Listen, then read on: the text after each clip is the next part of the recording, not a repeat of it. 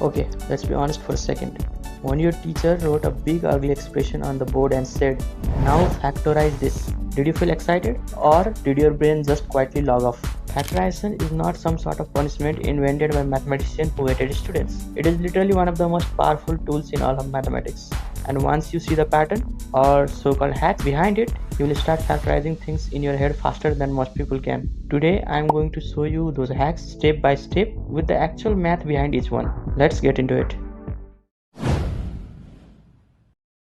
Okay, so before the hacks, let's understand what even is factorization, right? So factorization means breaking an expression down into a product of simpler expression. Like for example, think of it like this: the number 12.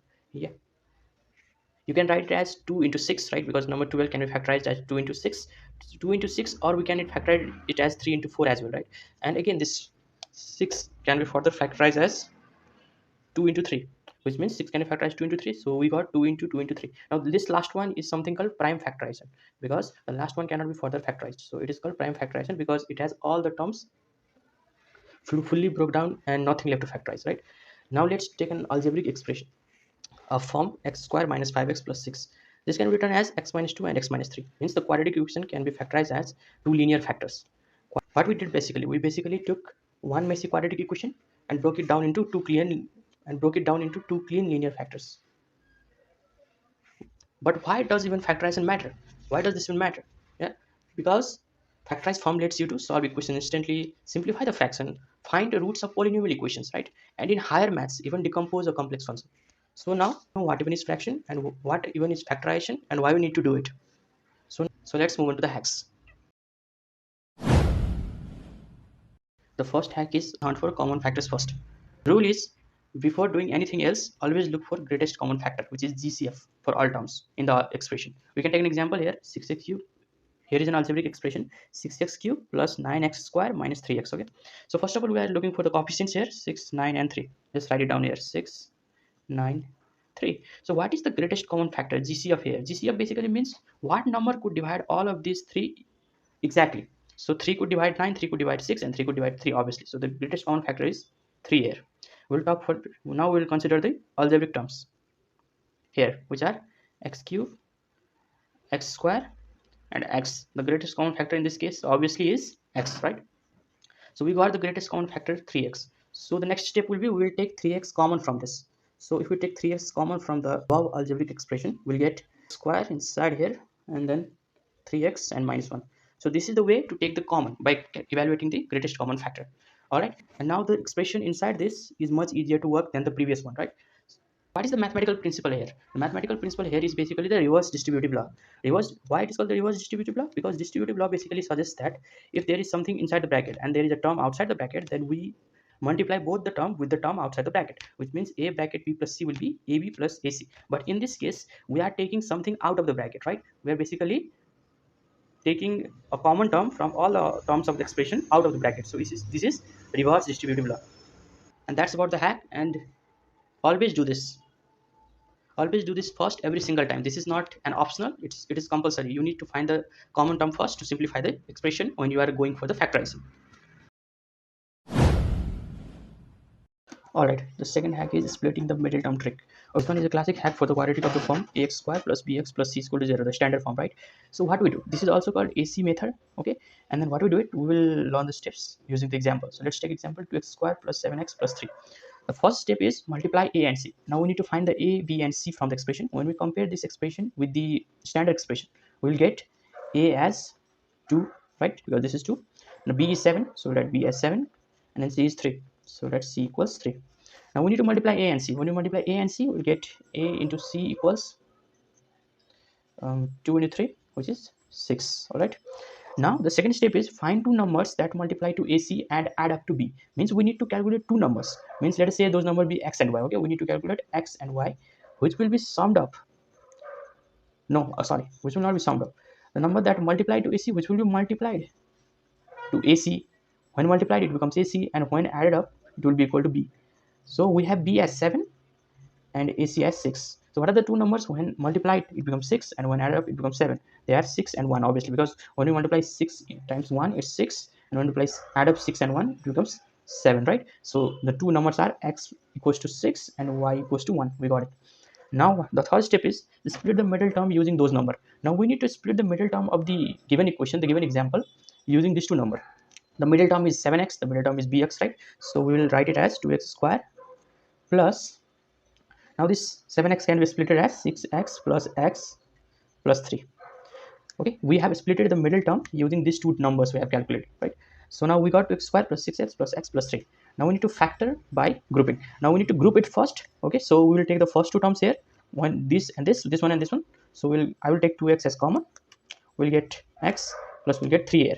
And in this two term there is one common, because if you multiply x by 1 it is 1, if you multiply 3 by 1 it is 1. So 1 is always common there, so I will take 1 as a common factor and it will be x plus 3. Now in these two terms we have x plus 3 common, right? So we'll take x plus 3 as common and then we get 2x plus 1. So in this way we have factorized this equation using the AC method into this equation, right? This is very useful method, and let's understand why does this work, right? What is the mathematics behind it? So we have a standard equation as ax square plus bx plus c, right?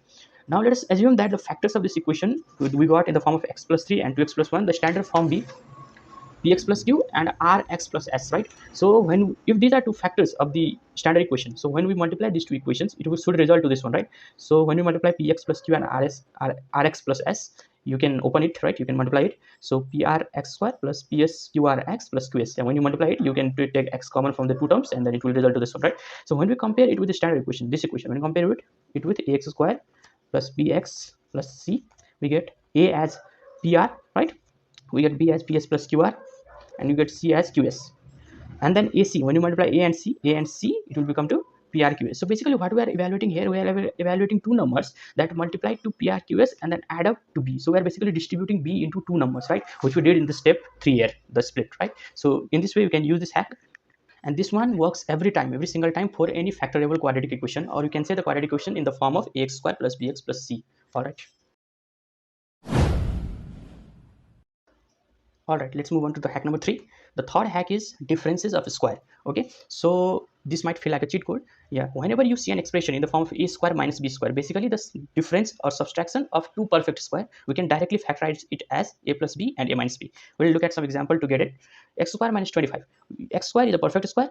25 can be written as the perfect square of 5 square, 5, right? So 5 square. So we got in the form of a square minus b square. Now it can be directly substituted as x plus 5, x minus 5. All right. Similarly, 4x square minus 49. Now this can be written as 2x to the whole square, and 49 can be written as 7 square. So it will result to 2x plus 7 and 2x minus 7, right? Similarly, x4 to the power 16 can be written as, x4 can be written in terms of perfect square as x square to the whole square minus 16 as 4 square. So we can write it as x square plus 4, x square minus 4. Now you need to notice here x square minus 4 can further be simplified, right? Using the same difference, square differences. So we can write it as x square plus 4, x square can be written as x square, and 4 can be distributed as 2 square. Okay, so x square plus 4, this can be further factorized as x plus 2 and x minus 2. So in this way we have factorized using the differences of a square method, right? Now let's prove why it works, the mathematical proof behind it. So the factor, obviously if a square minus b square is to be factored to a plus b minus b, then when we multiply it, it should result to a square minus b square. So you can simply multiply this equation, open the bracket, and then you will cancel the positive and negative ab terms and will result into a square minus b square. So the main idea behind this trick is that you need to recognize the square patterns. Whenever you see a pattern or equation where there is a subtraction sign in between and there are two perfect square, then you can directly use this formula without thinking much. Alright, in the previous one we saw that the square have their identity, like a square minus b square was a plus b and a minus b, right? So similarly cubes also do have their identity, right? So we'll see two formulas here. A cube plus b cube will be a plus b, bracket a square minus ab plus b square, and a cube minus b cube will result to a minus b, a square plus a plus b square. So there is a way of remembering this, which is called SOAP method. S stands for same size as, or same sign as original, right? So you see in the equation, in the first expression, here is positive sign, so in the first bracket it is positive sign here, so same sign as the original one. Here is the negative one, so the first expression holds the negative sign, right? Second is O, which is opposite sign. Now the next sign will be the opposite sign. If it is plus here, it will have negative sign. If it is negative here, it will have a positive sign, right? Now the third one is always positive. The third term will always be positive irrespective of sign in the given expression. The third expression will have always, the third term will have always the positive sign. So plus b square in both the cases. Now we'll see an example to understand this, right? You need to remember this formula, and to remember this one you have the SOAP method. So The example is 8x³ minus 27. First of all, we need to divide it into the form of a³ minus b³ because here is minus sign in the between. So we'll use a³ minus b³ formula. So 8x³ minus 27 can be further written as 2x to the whole cube because 2 cube will result to 8. So we can write it as 2x to the power 3, right? Minus 27 is 3 into 3 into 3. So 3 cube. So now we can use directly this expression. This one, we can use directly this expression. So we'll write it as 2x minus 3 and then a square, which means 2x whole square, so which will be 4x square minus, and then a into b, which means 2x into 3, which is 6x plus, the last will be always positive, right? Always positive. And then we have b square, which is 3 square, which is 9. So we have factorized a cubic equation into this form using the sum and difference of cubes. So the fifth hack is grouping for 4 terms expression. So whenever you see a 4 term expression, in 4 terms in an expression, like for this one, we have 4 terms, x³, x square, x and 1. The first idea that you should go with is grouping the terms, right? So in this case, this one is easy one. You can see it. We have x³, x square, x and 1, right? So we can group it as, we will group these 2 terms and we group these 2 terms. In the first section, said we can take x square common, the greatest common factor, the one that I explained in the first hack about the GCF, right? GCF concept. So we'll take x square common here. We'll get x plus 1 in between, and here is nothing, so we can add 1 because you multiply something by 1, it still remains the same. So we'll put 1 here and x plus 1 as it is. So here we can see that x plus 1 is common for both, so we'll take x plus 1 as common and x square plus 1 is the remaining term, right? So in this way we have factorized just by grouping. We group the 2 terms in among 4 terms, we group them into 2, 2, 2 and 2 terms, and then we took the GCF and then we factorize it easily. In some cases, when we are doing this process of grouping, we need to rearrange the terms before factorizing it. Like in this example, here is ax plus by plus ay plus bx, right? So in this case, we need to first rearrange. So this and this term has a common, so we'll write it as ax plus ay, and this term has b in common, so we'll write it as by plus bx. When we'll take common here, we can take a common from both these two, so ax plus y. We can take b common from here, so b x plus y. I'll just rearrange this term as ahead, right? So we can take x plus y because y plus x, x plus y is the same thing. Now for this two, x plus y is common, so we can write it as x plus y and the remaining terms a plus b. In this way you can group a given 4-term expression and then directly solve it, right? It was all about grouping for 4-term expression. Now let's move on to the next hack. The hack number 6, or the last one, is substitution for disguised quadratics. So whenever in an expression you cannot directly find a quadratics, right? In this case it is quartic. Why quartic? Because it has the highest power of x4. So if the power is 4, then it is quartic. If it was 3, then it will be cubic, right? So first of all, we need to convert that into quadratic. We'll understand by example. We'll take this example. Let's see, we have x4 minus 5x square plus 6. The idea to convert it is by substitution, right? The trick says substitution, so we'll substitute something. So we'll let u equals to x square, so we can write it as x power can be written as x square whole square minus 5x square plus 6, right?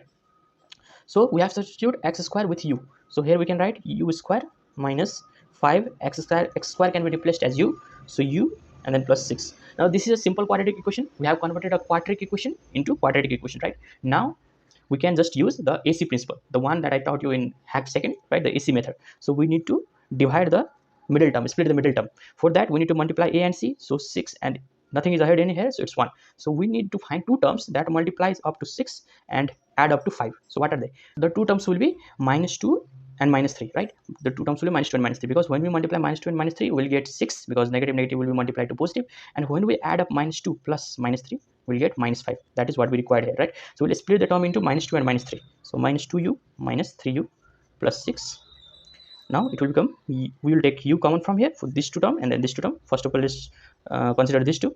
We'll get u as common, u minus 2, and here we'll take 3 as the greatest common factor, right? So 3 u minus 2. In this 2, u minus 2 is common, so we'll take u minus 2 and then u minus 3. In this way we have factorized the quadratic equation, but the equation was in terms of x, so we need to replace or substitute this u equal to x square. So in place of u, we'll write x square, so x square minus 2 and x square minus 3. This is the answer, right? So in this way you can factorize a quadratic equation or a quadratic equation which is not directly quadratic by using substitution, right? Let's see one more example here. We have 2x plus 1 to the power whole square plus 5x plus 1 plus 3. This might look complex initially, but we can directly substitute it. In this case, we'll substitute x plus 1 as u, right? So I will write x plus 1. Let u equals to x plus 1. Now let's substitute and rewrite the equation. So we'll get 2u square plus 5u plus 3. Now again using the AC method, you can do it directly. I will do it here. 3 into 2 6, so we need to split this to make it 6. So we'll use 2 square plus 2u plus 3u plus 3, right? Because 2 and 3 added up to 5, and 2 and 3 when multiplied it will be 6. So we'll take 2u common here, we'll get u plus 1. We'll take 3 common here, we'll get u plus 1. Okay, so we have u plus 1 here common here, so we'll write u plus 1 and then 2u plus 3. All right, so in this way we can substitute the equation to make it quite normal simple quadratic first, and then we can use AC method to simplify it and then finally get the factorized terms. So here is a quick summary of everything we have covered so far. So the first hack was GCF, that is the greatest common factor first, and we can use it in any expression, right? Whenever we are trying to factorize, we can do it. There are no exceptions for this one. The second hack was AC split method, where we split the middle term, and we can use it for quadratics of ax² plus bx plus c form, right? Then there was difference of squares, which is a² minus b² pattern. We can directly use that. Then there is sum and differences of cube, that is a cube plus b cube or a cube minus b cube pattern. Then there was the concept of grouping, which is whenever we see a 4-term expression, we need to group them or rearrange them and then group them to get the factors. And then the last one was substitution, that are disguised quadratics. But being honest, the real hack isn't any of these individual techniques. The real hack is basically the pattern recognition. Train your brain to look at an expression and immediately see its structure. So that comes from practice, not memorization. If this helped you in any way, you know what to do. Like, subscribe and drop a comment with the factorization problem that has been messing with you. I might just make a whole video on it. If you want all the works that we have done in this video in the PDF format, that will be linked in the description. You can go and check it out there. See you in the next one.